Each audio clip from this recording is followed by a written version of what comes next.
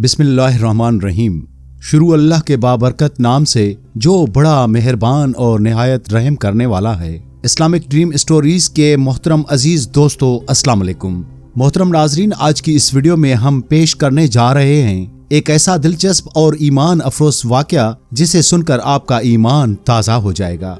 ये वाकया है हजरत शेख अब्दुल कादिर जीलानी रहमतुल्लाह अलैह के बचपन के सफर बगदाद और आपकी वालदा की उस नसीहत का जिसकी वजह से डाकुओं के काफले ने भी तौबा कर ली। ये वाकया बहुत ही हैरत अंगेज और ईमान अफरोज होने वाला है, इसलिए मेरी आपसे मोहब्बाना गुजारिश है कि इस वाकये को मुकम्मल तौर पर समझने के लिए वीडियो को आखिर तक जरूर देखें। मोहतरम नाजरीन, जिस वक्त ये वाकया पेश आया उस वक्त आपके वालिद का साया आपके सर से उठ चुका था।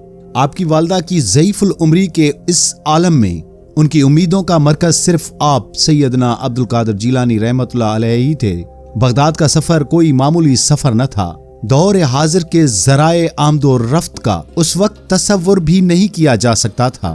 लोग काफलों की सूरत में पैदल, ऊंटों या घोड़ों पर सफर करते थे।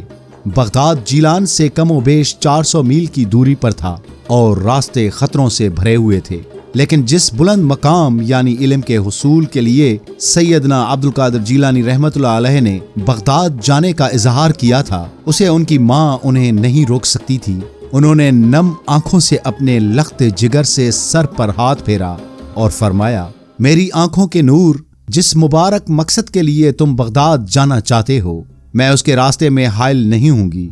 फिर फरमाया, तुम्हारे वालिद मोहतरम के तरके से मेरे पास 80 दीनार हैं। 40 दीनार तुम्हारे भाई के लिए रखती हूँ और 40 तुम्हारे ज़ादे राह के लिए तुम्हारे सुपर्द करती हूँ।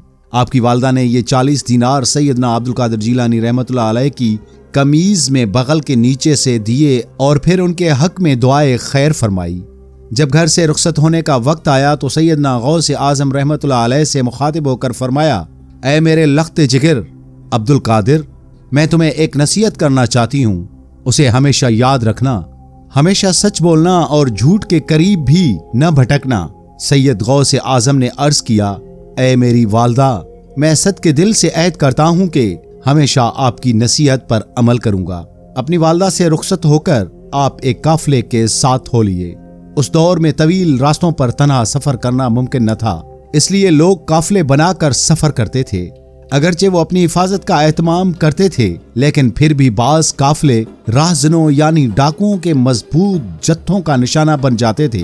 हजरत गौस आजम का काफला हमदान के शहर तक बाहिफाजत पहुंच चुका था, लेकिन जब हमदान से आगे कोहिस्तानी इलाके में पहुंचा तो कजाकों यानी डाकुओं के एक जत्थे ने काफले पर हमला कर दिया।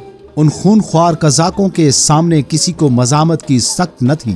उन्होंने काफले का तमाम माल और असबाब लूट लिया और उसे तकसीम करने के लिए एक जगह ढेर कर दिया। हजरत गौस आजम इत्मीनान के साथ एक तरफ खड़े रहे।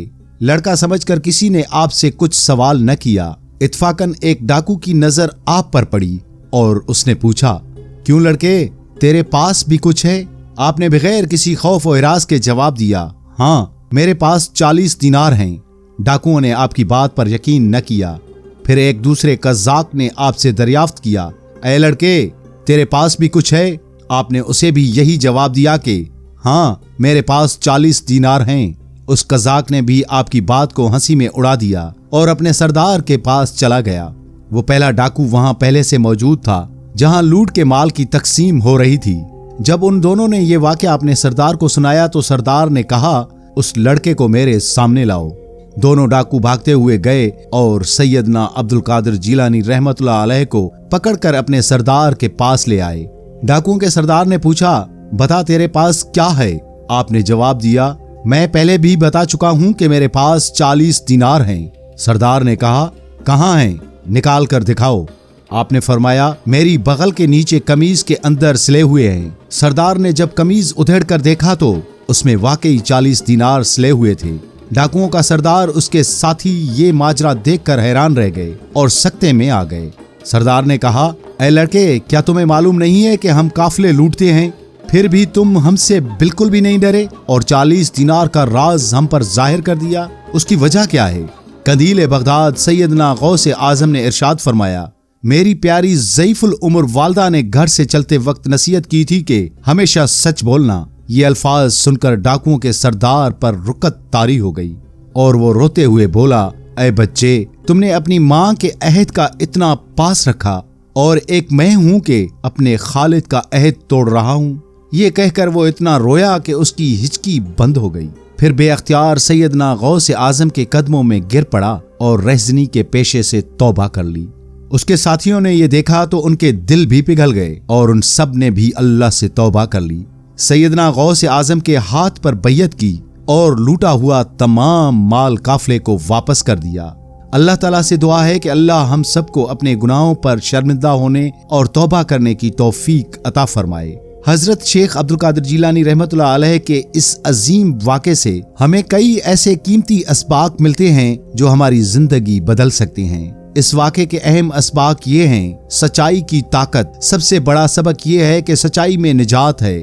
بظاہر لگ رہا تھا کہ سچ بولنے سے رقم چھن جائے گی، لیکن اسی سچ کی برکت سے نہ صرف رقم محفوظ رہی بلکہ ایک پورا گروہ گناہ کی دلدل سے نکل آیا۔ سچ انسان کے رعب اور شخصیت میں اضافہ کرتا ہے۔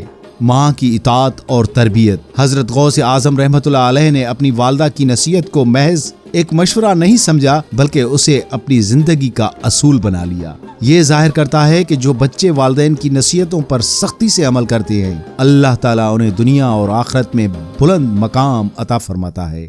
عہد کی پاسداری۔ آپ رحمۃ اللہ علیہ نے اپنی والدہ سے وعدہ کیا تھا کہ کبھی جھوٹ نہیں بولیں گے۔ مشکل ترین حالات میں بھی جب جان اور مال کا خطرہ تھا، آپ رحمۃ اللہ علیہ اپنے عہد پر قائم رہے۔ یہ سبق ملتا ہے کہ حالات کتنے بھی کٹھن کیوں نہ ہوں، اپنے اصولوں اور وعدوں پر سودے بازی نہیں کرنی چاہیے۔ اللہ پر توکل یعنی بھروسہ کرنا۔ جب انسان حق پر ہوتا ہے تو وہ خوف اور ڈر سے آزاد ہو جاتا ہے۔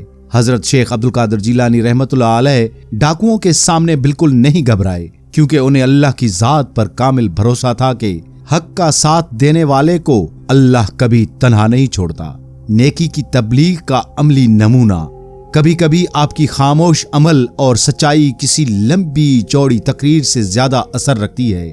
آپ رحمت اللہ علیہ نے ڈاکوؤں کو کوئی وائز نہیں کیا بلکہ عمل سے دکھایا کہ اللہ کا خوف اور ماں کی نصیحت کیا ہوتی ہے۔ اسی خاموش تبلیغ نے ڈاکوؤں کے سردار کا دل بدل دیا۔ توبہ کا دروازہ ہمیشہ کھلا ہے۔ یہ واقعہ ہمیں یہ امید دلاتا ہے کہ انسان کتنا ہی بڑا گناہ گار کیوں نہ ہو، اگر اسے اپنی غلطی کا احساس ہو جائے اور سچے دل سے اللہ کی طرف رجوع کرے تو اللہ اسے معاف فرما دیتا ہے اور اس کی زندگی بدل دیتا ہے۔ اگر ہم بھی اپنی زندگی میں صدق یعنی سچائی کو اپنا لیں اور اپنے والدین کی نیک نصیحتوں پر عمل کریں تو ہم بھی اپنے معاشرے میں ایک مثبت تبدیلی لا سکتے ہیں۔ محترم عزیز دوستو، مزید اس طرح کی ایمان افروز ویڈیوز دیکھنے کے لیے ہمارے اسلامک ڈریم سٹوریز کو ضرور سبسکرائب کریں اور بیل آئیکن کو بھی پریس کریں تاکہ آنے والی ہر نئی ویڈیو آپ کو بر وقت ملتی رہیں۔ جہاں بھی رہیں اللہ پاک کی رحمتوں کے سائے تلے رہیں۔ اپنا اور اپنے پیاروں کا بھرپور خیال رکھیں اور اپنے آرجے سید عبد الوہاب شاہ جیلانی کو دیں اجازت۔ ملتی ہے ایک اور نئی ویڈیو کے ساتھ، تب تک کے لیے اللہ حافظ۔